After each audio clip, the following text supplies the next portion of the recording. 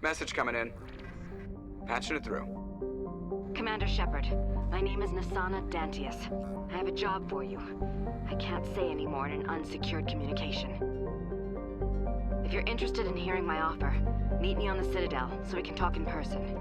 I'll be waiting in the Diplomat's Lounge on the Presidium.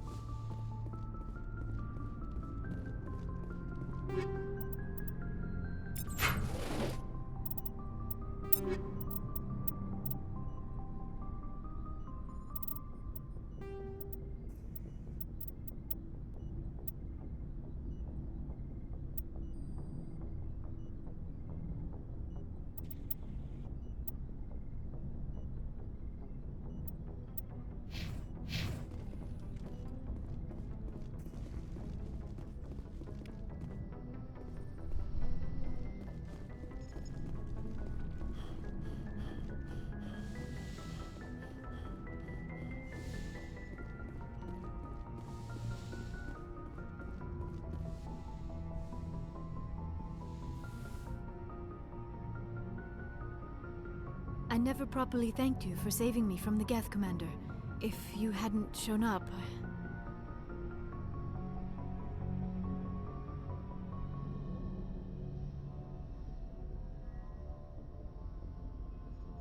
I'm just glad we got there in time. So am I. I know you took a chance bringing me aboard this ship. I have seen the way your crew looks at me. They do not trust me. But I am not like Benezia. I will do whatever I can to help you stop Saren. I promise. Don't worry, Liara. I trust you. I know you won't let me down. It means a lot to hear you say that, Commander. Thank you. Tell me about yourself, Liara. Me? I am afraid I am not very interesting, Commander. I spend most of my time on remote digs, unearthing mundane items buried in long-forgotten Prothean ruins. You must enjoy something about it. I love my work. Seeking out history's lost secrets has a special appeal for me. You were actually touched by working Prothean technology. That is why I find you so fascinating, Commander. Sounds like you want to dissect me in a lab somewhere. What? No, I did not mean to insinuate. I never meant to offend you, Shepard. I only meant that you would be an interesting specimen for an in-depth study. No, that's even worse. Calm down, Liara. I was only joking. Joking? Oh, by the goddess, how could I be so dense? You must think I am a complete and utter fool. Now you know why I prefer to spend my time in the field with data disks and computers. I always seem to say something embarrassing around other people. Please, just pretend this conversation never happened. I'd like to know more about the Asari. We were the first species to discover the Citadel. We were instrumental in forming the Council, and we always strive to be the voice of peaceful cooperation in galactic disputes. My people believe we are all part of a single galactic community. Each species contributes something to the greater whole. Although we seek to understand other species, it seems few of them seek to understand us. The galaxy is filled with rumors and misinformation about my people. Like what? Most of the inaccuracies are centered around our mating rituals. My species is monogendered. Male and female have no real meaning for us. We still require a partner to reproduce. This second parent, however, may be of any species and any gender. I don't understand. Your species can mate with anyone? Mating is not quite the proper term, not as you understand it. Physical contact may or may not be involved, but it is not an essential element of the union. The true connection is mental. Our physiology allows us to meld with other beings. We can touch the very depths of their minds. We explore the genetic memory of their species. We share the most basic elements of their individual and racial identities. We then pass these traits on to our daughters. It is how we learn to grow as a species and how we develop a greater understanding of other races. What happens to your partner after the union? Every relationship is different. Some unions are a single encounter with both parents parting ways afterwards. Others can be more long-term. Sometimes an Asari and her partner will stay together for many decades. You Asari live for 1,000 years. What happens when your partner dies? Few sapient species live as long as my kind. We have learned to take a philosophical approach to our unions. We do not focus on the inevitable loss of our partners. Instead, we enjoy the time we spend with them. And even after they're gone, a part of them lives on in us. The union is a connection that transcends both time and space.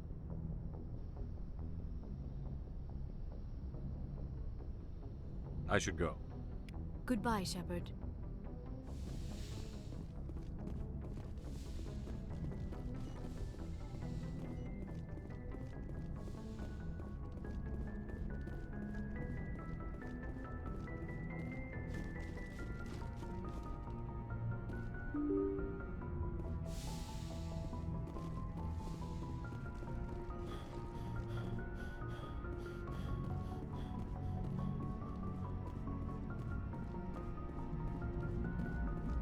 I prefer gold to silver, you know, for my medal.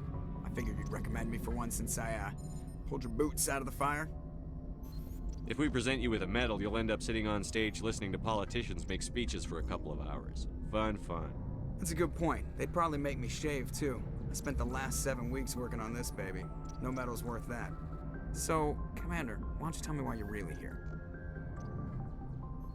I like to know my crew. Mind if I ask you a few questions?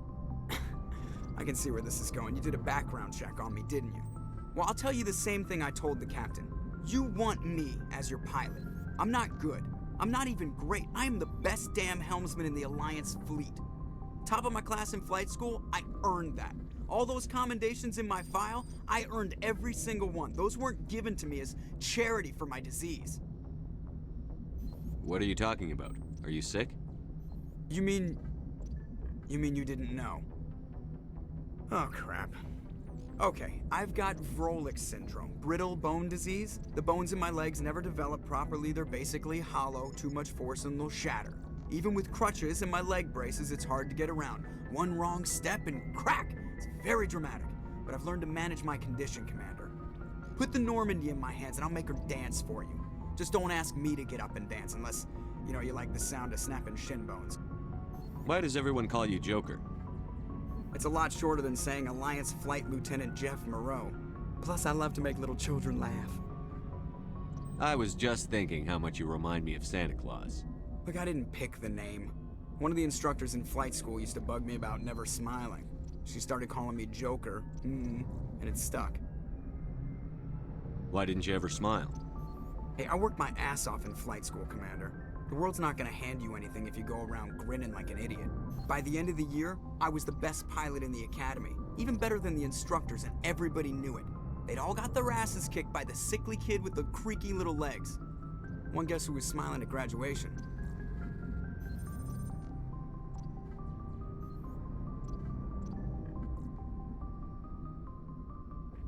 I have to go. All right, see ya.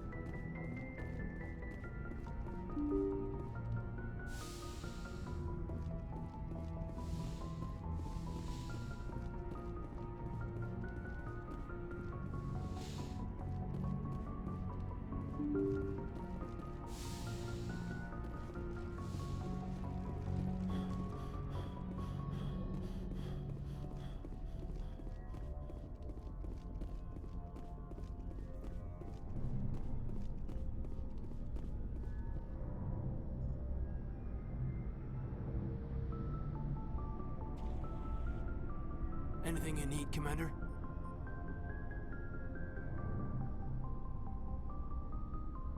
Just trying to get a sense of where the crew's at. Thoughts? Is this an official evaluation, Commander? Or off the record? All right. Let's label it officially off the record. Got something on your mind? Straight up, there's something wrong with all of this. This Saren is looking for records on some kind of galactic extinction, but we can't get backup from the Council? Sorry, Commander. There's writing on the wall here, but someone isn't reading it. The Council doesn't want to believe anything's wrong. I'd call it human nature, but... I hear you. It just seems like a group that's been around as long as the Council should see this coming. Sorry if I got too informal. Protocol wasn't a big focus back in Bot. Tell me about it. Biotic acclimation and temperance didn't last past the airlock. To the kids they hauled in, it was brain camp. Sorry, hauled in is unkind. We were encouraged to commit to an evaluation of our abilities so an understanding of biotics could be compiled. There are worse results of accidental exposure to element 0 in the womb. Beats the brain tumors some kids grew up with. Seems like you beat the odds. How many didn't make it? Out of 100, maybe 60 have no effect. 30 suffer adverse effects, little things like brain cancer. The other 10 show enough ability to augment with implants. Not always permanent, though. Not like the cancer. Next thing you know, you're out on Jump Zero. And how's a kid supposed to deal with that? A station at the edge of human space.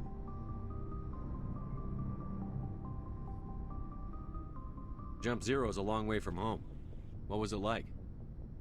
The grand gateway to humanity looks a lot better in the vids. But that's my own baggage, Commander. No bearing on this. Alenko, there's no regulation that says you can't be friends with your commander.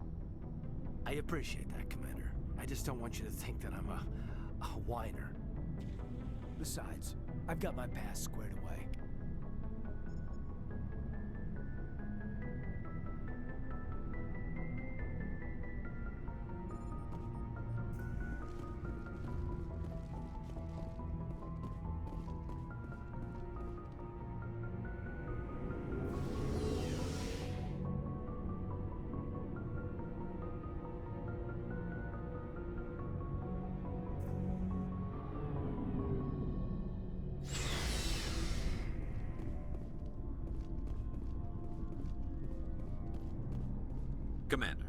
nice work out there.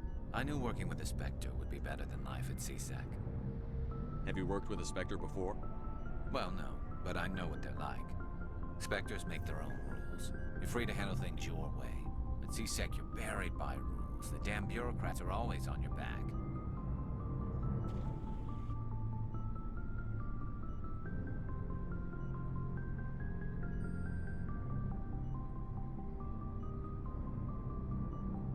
For the most part, the rules are there for a reason. Maybe.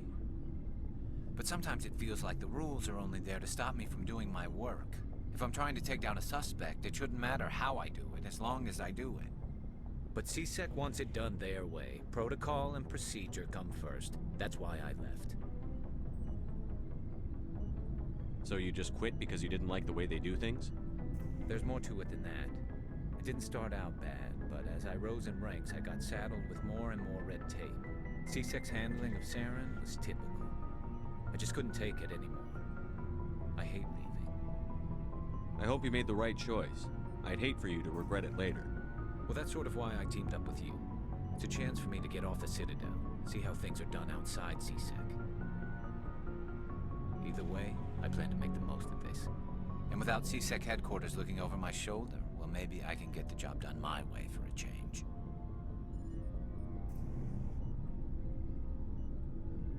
As long as you do your job well, you're free to go about your business as you see fit. Thank you, Commander.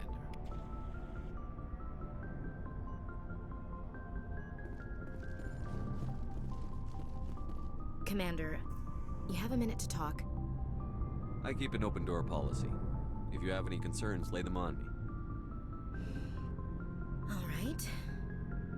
I know things are different aboard the Normandy, but I'm concerned about the aliens, Vicarian and Rex. With all due respect, Commander, should they have full access to the ship?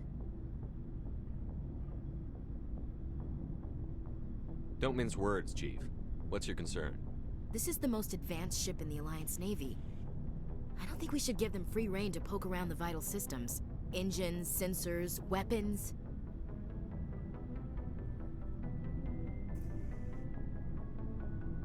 I'm not gonna lock them in the sleeper pods for the whole trip, Williams.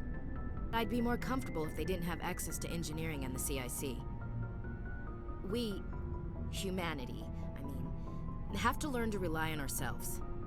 How do you get from relying on ourselves to mistreating our allies? I don't mean we should mistreat them, Commander. I just think we should be prepared to go it without them. As noble as the Council members seem now, if their backs are against the wall, they'll abandon us. I don't see that as inevitable.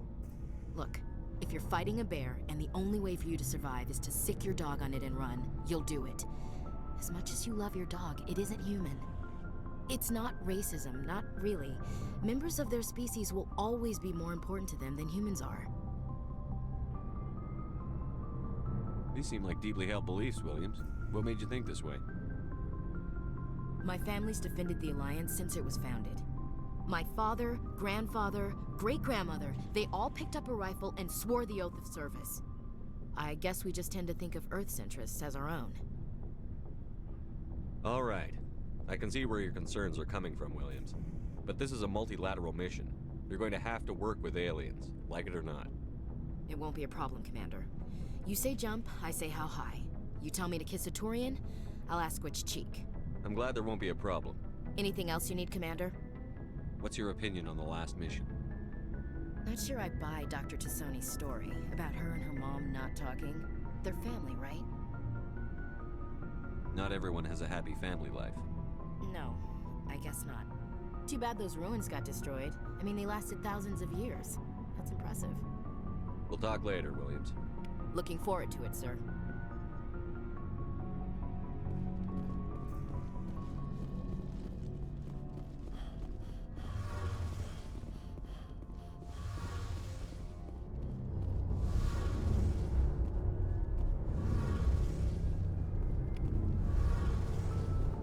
Your ship's amazing, Shepard.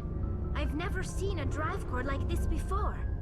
I can't believe you were able to fit it into a ship this small. I'm starting to understand why you humans have been so successful. I had no idea Alliance vessels were so advanced. The Normandy's a prototype. Cutting-edge technology. A month ago, I was patching a makeshift fuel line into a converted tug ship in the flotilla. Now, I'm sitting on board one of the most advanced vessels in Citadel space. I have to thank you again for bringing me along. Traveling on a vessel like this is a dream come true for me. I had no idea you found ship technology so interesting. It comes with being a Quarian. The migrant fleet is the key to the survival of my people. Ships are our most valuable resource. But we don't have anything like this. We make do with cast-offs and second-hand equipment. We just try to keep them running for as long as we can. Some of the fleet's larger vessels date all the way back to our original flight from the Geth. I can't believe your fleet's still using ships that are 3 centuries old. They're constantly being repaired, modified, and refitted. They aren't pretty, but they work. Mostly. We've tried to make ourselves as independent as possible on the flotilla, grow our own food, mine, and process our own fuel. But some things we just can't make on our own. A patch to maintain the hull integrity requires raw materials we just don't have. That's why our pilgrimages are so important.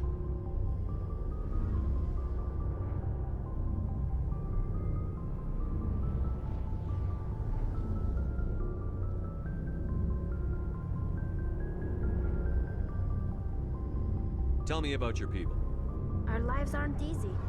Resources are scarce, and we are constantly on the move.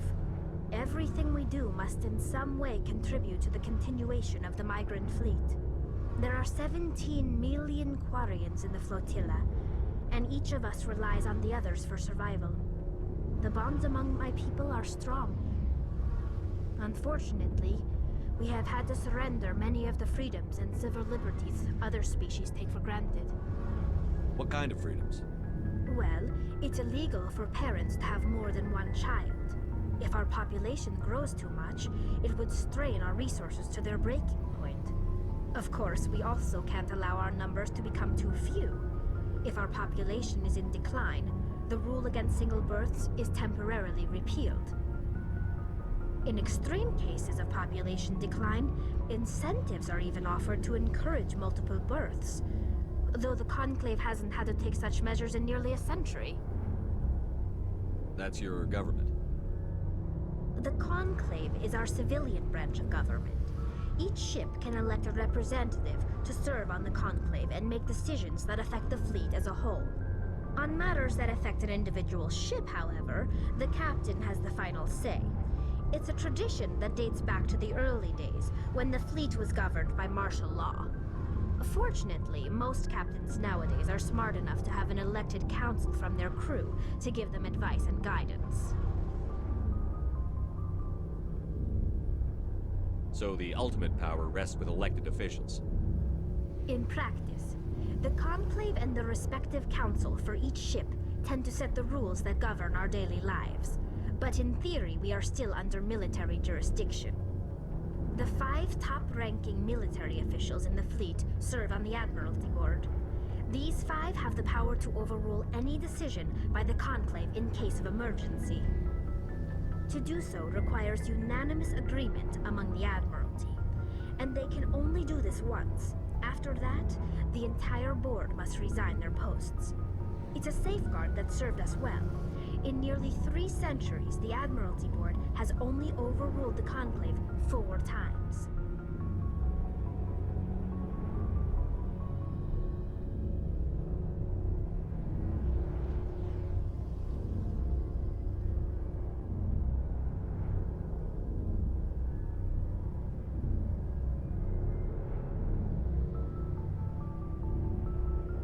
I should go. See you later.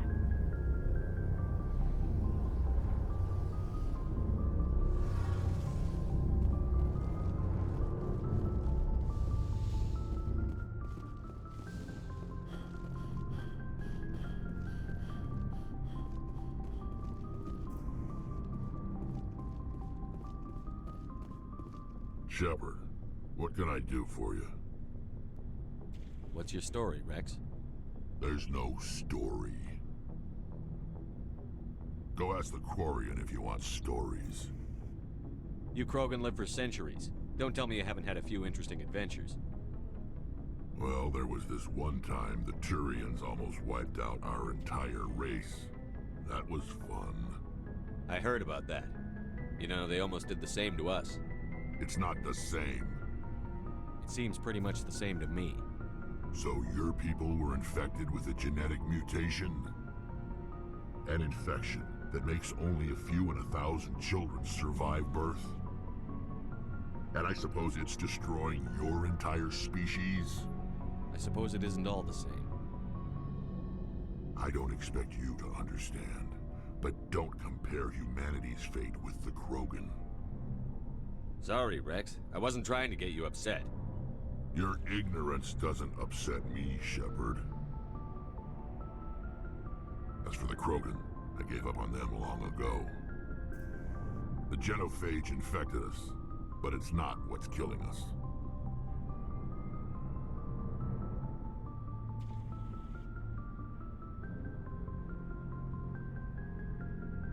So long, Rex. Shepard.